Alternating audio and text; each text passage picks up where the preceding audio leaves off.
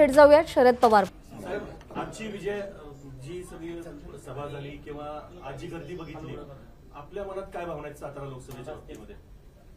असे की सातारचं वैशिष्ट्य हे आहे की सातारा नेहमीच पुरोगामी विचाराला पाठिंबा देणारा जिल्हा आहे. स्वातंत्र्याच्या चळवळीमध्ये अतिशय मोलाचं योगदान देणारा आणि स्वातंत्र्याच्या नंतरच्या काळामध्ये अनेकांची नावं घेता येतील.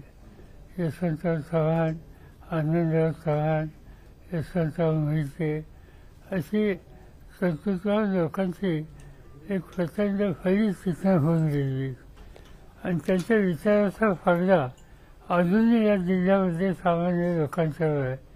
आणि त्यामुळे साहजिकच आज देशामध्ये जे घडतंय त्याला पर्याय देण्याच्या दृष्टीनं जे काय आम्हाला लोकांचे इंडिया आघाडीच्या मार्फत प्रयत्न सुरू होत आहेत याला प्रतिसाद द्यायला सातारा जिल्हा हा आग्रही आहे. इंडिया आघाडीच्या संबंधी सर्व राज्यात ठिकठिकाणी जिल्ह्याचं काम सुरू झालं. पण सातारा जिल्हा असा आहे की यांनी पहिल्यांदा या जिल्ह्यातल्या सगळ्या पुरोगामी लोकांची आणि NGO जिथं मोठ्या प्रमाणात काम करतात त्या सगळ्यांची बैठक घेऊन एकत्रित काम करण्याची भूमिका ही देणारा सातारा एक नंबरचा जिल्हा आहे.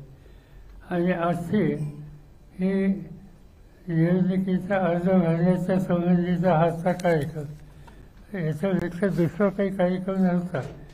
पण याला प्रतिसाद देण्याच्यासाठी त्याच्यात सहभागी होण्याच्यासाठी हजारोच्या संख्येनं आज लोक उपस्थित या ठिकाणी आले.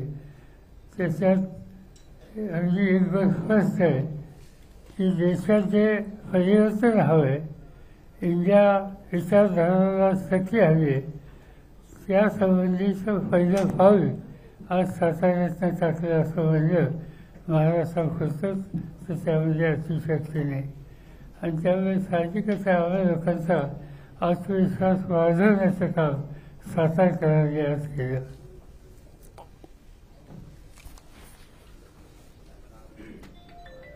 साहेब, काल महायुतीच्या एका आमदारांनी आपल्या उमेदवार जे शशिकांत शिंदे आहेत त्यांच्यावर आरोप केले. खरं म्हणजे त्यांच्यावर सर्व एजन्सी असताना सुद्धा आरोप करून त्यांना काय साध्य करायचं होतं? साध्य काय करायचं सगळं त्यांच्याकडे सांगायला दुसरं काही नाही. त्यांच्या कामाच्या संबंधी काही करू शकत नाही. लोकांचा प्रतिसाद शिंदेला मिळणार याची खात्री त्यांना असल्यामुळं हे चुकीच्या रस्त्याचे असतात. मी शिंदेला सुचवलं की तुम्ही आज उद्या एक स्वतंत्र प्रेस कॉन्फरन्स घ्या, सगळ्या फॅक्ट्स लोकांच्या समोर ठेवा. आपल्याला नाणं खणखणीत आहे त्यामुळे आपल्याला त्या संबंधीची चिंता करायचं कारण नाही. आणि मला वाटतं तुम्ही उद्याच देतात. अमित शहा आज म्हणाले की मुलीमुळे राष्ट्रवादी फुटली. हो म्हणतात अनेकदा म्हणजे अमित शहा पक्षाचा म्हणजे अमित शहा मंत्री व्हायच्या आधी म्हणजे या देशातले कोणते संघटक आहेत हे उत्तम ऑर्गनायझेशन चालवतात असा काही त्यांचा परिचय कधी नव्हता. अलीकडे देशाची सत्ता मोदींच्या वेळी त्यांच्या हातात आली आणि अनेक गोष्टी ते बोलत असतात. ते सांगतात की मी 10 वर्ष काय केलं महाराष्ट्रात. आता 14 ते 24 10 वर्ष त्यांचं राज्य होतं महाराष्ट्रात असो किंवा देशात असो. आणि तो हिशोब माझ्याकडनं वाचतात. याचा अर्थ काय? हा त्याच्या आधीची 10 वर्ष मी सांगू शकेल. मनमोहन सिंगांच्या नेतृत्वाखालचं जे सरकार होतं आणि त्याच्यामध्ये त्या सरकारने अनेक कार्यक्रम घेतले. त्याचा प्रश्न विचारला तर आम्ही केव्हाही सांगू शकू. साहेब, अनेक वर्ष रामराजे नाईक निंबाळकरांनी आपल्याबरोबर काम केलेलं आहे. माढ्यामध्ये काल उमेदवार जाहीर झाल्यानंतर त्यांचे जे भाऊ आहेत चुलत भाऊ रघुनाथ राजे हे आपल्याबरोबर आलेले आहेत. संजीव राजे आपल्याबरोबर येणार आहेत का आणि रामराजे परत स्वगृही परततील असं आपल्याला वाटतं का? माझं काही कोणाशी बोलणं झालं नाही. काल अकलूजला रघुनाथ राजे ते त्या ठिकाणी आले होते आणि त्यांनी सांगितलं की की फलटण या परिसराचा मतांचा फातिमा हा आमचे जे उमेदवार ठरतील त्यांना राहील. अगदी पूर्ण ताकदीने आमचे सगळे सहकारी हे उघडपणाने काम करतील हे त्यांनी सांगितलं. ते नावं सांगितली नाही. तर ठीक आहे, त्यांची इच्छा आहे आणि त्यांची मानसिकता स्वच्छ दिसली. उदयनराजे 18 तारखेला उमेदवारी अर्ज भरताय, मात्र अद्याप महायुतीकडून त्यांची उमेदवारी जाहीर झालेली नाहीये. हे अनेक दिवस झालं त्यांना ताटकळत ठेवलं गेलं. दिल्लीला सुद्धा ते 4 दिवस तिथे थांबून होते. वेटिंगला ठेवलं गेलंय. काय सांगाल याच्याबद्दल, तुम्हाला काय वाटतं? काय सांगायचं म्हणजे आता राजांच्या बद्दल आम्ही काय पहिल्यांनी काय सांगायचं. त्यांची एकंदर स्थिती जी काय आहे ती तुम्हाला दिसते. म्हणजे उद्याचे ते उमेदवार होणार असं आम्ही तुम्ही जे काही लिहितात छावतात त्याच्यातून दिसते. पण आम्हाला असं खात्री आहे की लोकांच्याच गेल्याच्या नंतर लोक आम्हा सगळ्यांच्या आघाडीचे उमेदवार शशिकांत शिंदे यांच्याबद्दल लोकांच्यात असा बघायला मिळेल. सातारा हा राष्ट्रवादीचा बालेकिल्ला राहिला नाही असे एका आमदारांनी वक्तव्य केलंय, त्यांना काय सांगाल? ठीक आहे ना, त्यांचं वक्तव्य त्यांनी केलं. बालेकिल्ला राहील का नाही, राहिलाय का नाही? असं आहे की सातारचे लोक पुरोगामी विचाराला नेहमीच पाठिंबा देतात. मागच्या वेळी सुद्धा जी सिनियर पाटलांचा जो काळ होता, बाय इलेक्शन होतं, तिथं तुम्ही सगळेही पाहिले सातारच्या जनतेने काय करून दिला. आणि यावेळेला आणखीन एक गोष्ट अशी आहे की महाविकास आघाडी त्यावेळीची जी निवडणूक झाली त्यावेळेला आघाडी नव्हती, लोकांचा अनेक पक्षांचा पाठिंबा होता. यावेळेला आघाडी आहे आणि आघाडीमध्ये काँग्रेस असेल, शेतकरी कामगार पक्ष असेल किंवा यशच्या पार्टीज असतील किंवा शिवसेना असतील, हे सगळे जीवाभावांना या निवडणुकीत उतरलेत. कारण त्या सगळ्यांचा विचार एकच आहे की देशामध्ये एक जागा आपण निवडली आणली पाहिजे आणि एक जागा मोदींची कमी केली पाहिजे. आज मोदींची शक्ती, मोदींची संसदेसारख्या ही कमी होणं ही राष्ट्रीय गरज आहे. साहेब, माढा मतदारसंघामध्ये पाठीमागच्या विधानसभा निवडणुकीमध्ये उत्तम जानकर यांनी राष्ट्रवादीकडून निवडणूक लढवली आणि गेल्या 3 दिवसामध्ये जयश्री मोती यांचा जसा काँग्रेसमध्ये राष्ट्रवादीमध्ये प्रवेश झाल्यापासून विशेष विमानाने जयकुमार गोरे, रणजितसिंह नाईक निंबाळकर नागपूरला जातात आणि तिथं त्यांची भेट घेऊन एक नाराजी सांगतात. आजही सकाळी उत्तम जानकर यांना नागपूरला घेऊन गेले. त्यानंतर उत्तम जानकर हे संध्याकाळी निर्णय जाहीर करणार आहेत की बीजेपी बरोबर जायचं की मोहिते पाटलांना पाठिंबा द्यायचा. निर्णय झालेला आहे. कोण घेऊन कोण गेलं? उत्तम जानकर नाही, घेऊन गेले म्हणजे कोण विमानात नाही. जातात, स्पेशल विमान करून जातात ते नागपूरला. नेते ते सांगा. जयकुमार, रणजितसिंह नाईक निंबाळकर. जयकुमार गोरे आणि रणजितसिंह नाईक निंबाळकर हां, उत्तम जानकरांना घेऊन गेले नागपूरला. विशेष आहे. विमान प्लेनने घेऊन गेले. विमान चांगले म्हणजे आमचा माझा मतदारसंघ तिथं एकदम निवडणूक लढत होतो. हा दुष्काळी मतदारसंघ आहे. पण आमची एकंदर स्थिती सुधारणा दिसते की आमच्या सरकारी विमानांनी जातात, ते स्पेशल केली. साहेब, आपण 99 पासून आपला बालेकिल्ला आहे, इथं खासदार आपले आहेत, आमदार पण भरपूर आपल्याला दिले. म्हणाल तसे अजून प्रोजेक्ट मोठे सातारा जिल्ह्याला आले नाहीत, नोकरधंदा नाहीत. आपलाच राष्ट्रवादी खासदार इथे निवडून आलेले. आता काय लोकांपाशी घेऊन जाणार तुम्ही, काय अजेंडा घेऊन जाणार तुम्ही लोकांना? लोकांना आम्ही सांगतो आम्ही काय करतो ते. म्हणजे पार्लमेंटमध्ये तुम्ही जे आमचे उमेदवार पाठवून दिले, तुम्ही त्यांचा परफॉर्मन्स बघा, तिथलं रेकॉर्ड बघा. प्रत्येक गोष्टीमध्ये जागृतपणाची भूमिका आणि राज्याची भूमिका. सातारचा प्रतिनिधी सातारचं दुखणं मानतो पण राज्याचं दुखणं मानतो. साहेब, सगळीकडे दुष्काळाची परिस्थिती आहे. सर्व राजकीय नेते मंडळी प्रचारात व्यस्त आहेत. मात्र दुष्काळ हा मुद्दा असू शकत नाही का प्रचाराचा? दुष्काळ हा मुद्दा नक्की आहे. आम्ही लोकांनी सुद्धा राज्य आणि केंद्र सरकारकडं हा प्रश्न मांडलेला आहे किंवा निवडणुकीची प्रक्रिया सुरू आहे, आचारसंहिता आहे, त्यामुळे काही गोष्टीचे निर्णय जाहीर करायला मर्यादा दिसते आम्हा लोकांना वाजून ठेवा, पण त्या लोकांना दाखवा. जनावरांना चारा द्या, त्यातील त्यांची गरज असेल ती द्या. काही भागात पिण्याच्या पाण्याचे प्रश्न त्याची पूर्तता करा. हा आग्रह आम्ही लोकांनी केंद्र सरकार राज्याकडे केलेला आहे आणि जाता येता आम्ही त्याचा पाठपुरावा सुद्धा करतो. सर, व्हीव्हीपॅटचा जर निकाल आला आणि जर स्लिपा मोजायला लावला तर भारतामध्ये हे जे सगळे चित्र आहे जे आतापर्यंत 400 पार 300 पार चालले, ते चित्र बदलू शकेल असं वाटतं आपल्याला? असं मी काही त्याचा खोलला जाऊन अभ्यास केला नाही, पण एक 2-3 लोकांनी आम्हाला प्रेझेंटेशन दिलं.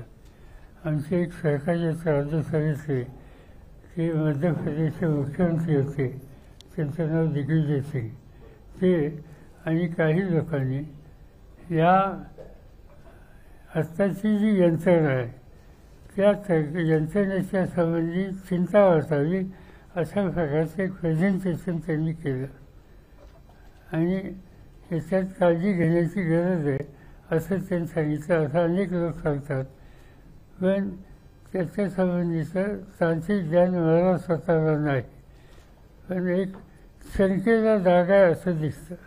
महायुतीचे 3 मेळावे झाले सातारा जिल्ह्यामध्ये, त्यामध्ये अजित पवार गट कुठेही सक्रिय असताना दिसत नाही. अजित पवार गटातील काही मतदार कार्यकर्ते ते पवार गटाला मतदान करण्याची शक्यता वाटते का?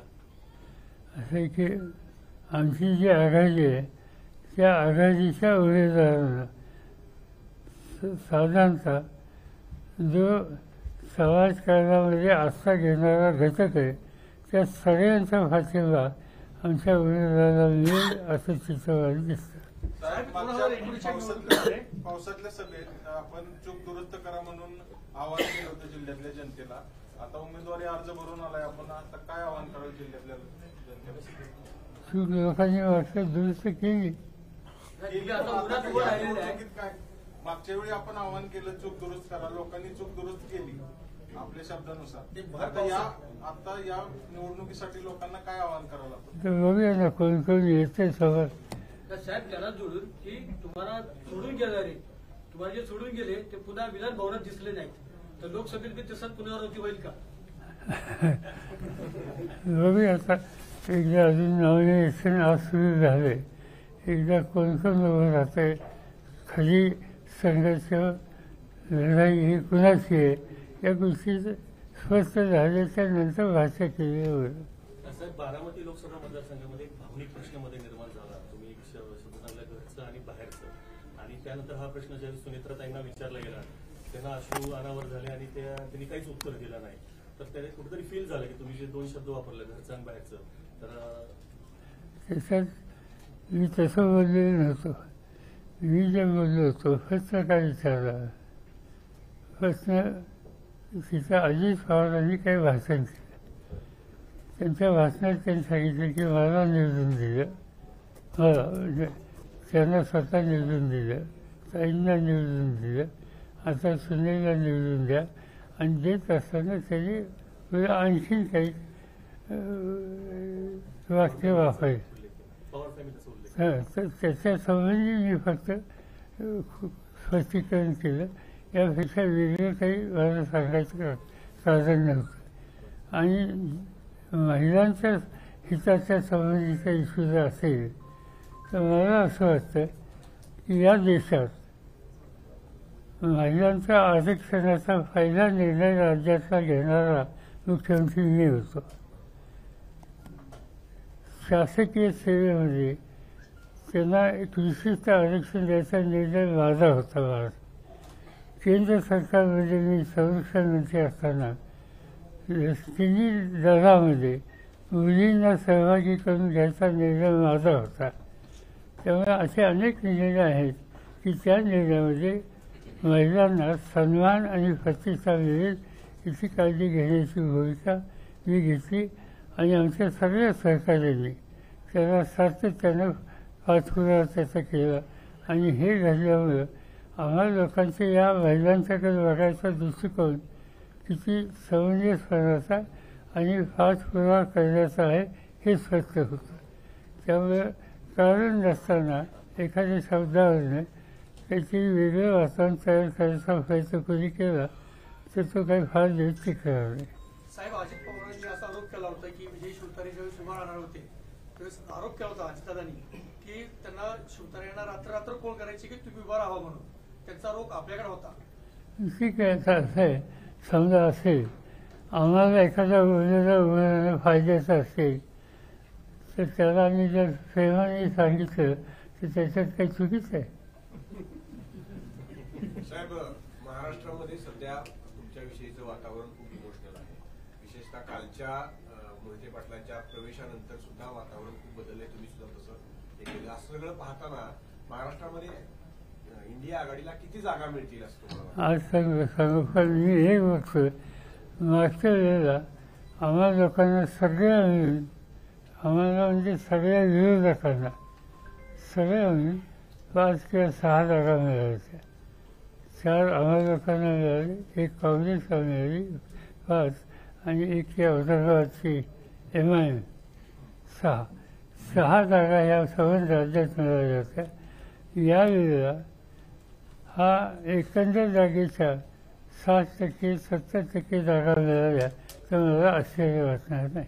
हा मूळ वाद दिसतो सगळीकडे.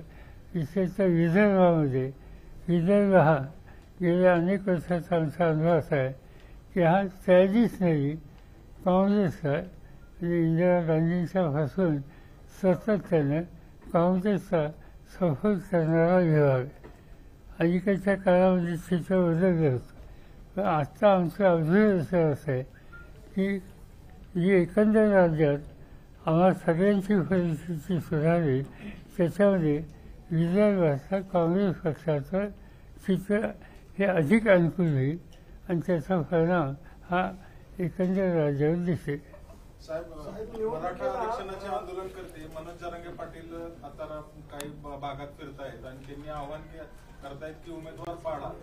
कुठल्याही पक्षाचे पाडा म्हणतायत, पण त्यांचा एक मुद्दा येतोय की ज्यांनी लाठीचार्ज केला, आपल्या आई बहिणीची डोकी फोडली, त्यांना ते लक्षात घेऊन मतदान करा. तर त्या आव्हानाचा काही फरक पडेल राज्यात असं वाटतंय आपल्याला? माहिती नाही, पण मी मराठवाड्यात गेलो होतो, तिथे जाणवलं लोकांच्यात एक राग असा जाणवला आणि जरा यांच्याबद्दलची आस्था आहे असं जाणवलं. ते आता मतात किती लोकांचं होईल हे आज मी सांगू शकत नाही. प्रचार सभांमध्ये निवडणुकीला काही लोकांच्याकडून जाणीवपूर्वक वेगळं वळण देण्याचा प्रयत्न सुद्धा होऊ शकेल. या अनुषंगाने निवडणुका शांततेत पार पाडाव्यात, राजकीय दर्जा मेंटेन व्हावा राजकारणाचा. या अनुषंगाने आपण आपल्या कार्यकर्त्यांना राष्ट्रवादीच्या काही सूचना वगैरे देणार आहात की कसे? सूचना आम्ही आघाडी म्हणून निवडणूक करतोय आणि आघाडीच्या नेतृत्वांच्या ज्या बैठका झाल्या त्या सगळ्या बैठकांमध्ये विशिष्ट कार्यक्रम आणि एक निश्चित अशा प्रकारचं उद्दिष्ट हे ठेवून निवडणुकीला सामोरं जायचं आणि ते जात असताना सगळ्यांनी सामूहिक प्रयत्न करायचे हे सूत्र आम्ही सगळ्यांनी स्वीकारलेलं आहे आणि त्या पद्धतीने आमचा निवडणुकीचा अप्रोच असेल. जरांगे पाटील उद्या तुमच्या स्टेजवर दिसू शकतील? माझी त्यांची काही फारशी ओळख नाही आणि मी सगळीकडे फिरत असतो, मला माहिती नसते. मी त्यांना एकदाच भेटलो. सुरुवातीला त्यांनी आंदोलन सुरू केलं, उपोषण सुरू केलं तेव्हा त्यांचा प्रश्न समजून घेण्यासाठी पुन्हा माझी त्यांची भेट नाही. राष्ट्रवादीचे अच्छे दिन येत आहेत असं म्हणायला लागेल शरद पवार गटाचे? साधारणतः राष्ट्रवादीच नाही पण सगळ्या सुविधांनी लोकांना चांगले दिवस दिसतात आणि विशेषतः महाराष्ट्रात आम्ही आघाडी केली तिच्याबद्दल लोकांच्यात आस्था दिसते. वंचित बहुजन आघाडीची स्वतंत्र भूमिकेमुळे राष्ट्रवादीवर आपलं आघाडीवर काही फरक पडेल का? वंचित बहुजन आघाडी स्वतंत्र निवडणुका लढताय तर त्यांच्या या भूमिकेमुळे तुमच्यावर काय परिणाम होईल का आघाडीवर? आमची इच्छा आहे त्यांनी आम्हाला लोकांच्यावर यावं तसा प्रयत्न केला आणि अजूनही करायची आमची भूमिका आहे. राजकीय पक्षाचे जे चिन्ह आहे तिथं तुतारी पण आहे आणि दुसरं जे अपक्ष जे आहे तिथं बी तुतारी आहे, तर त्याचा काही परिणाम वगैरे होईल का? असं त्याच्यासाठी इलेक्शन कमिशनच्या पुढे आम्ही काल आज एक आमचं म्हणणं मांडलेलं आहे. बघूया त्यांचा निकाल लवकर लागेल. मोदी शहांना पाडा म्हणणार राज ठाकरे यंदा बिनशर्त पाठिंबा देतात. काय नेमकं याच्यात असं की त्यांचं मतं परिवर्तन झालं असेल ते होत असतं मतदानाला. त्यांचा गेल्या अनेक वर्षाचा अनुभव बघितला तर त्यावेळीची स्थिती त्यांना योग्य असते त्यासंबंधी ते मुक्तपणानं आपली मतं मांडत असतात ते मांडतात. थँक्यू. प्रेसवाल्यांचा आभार.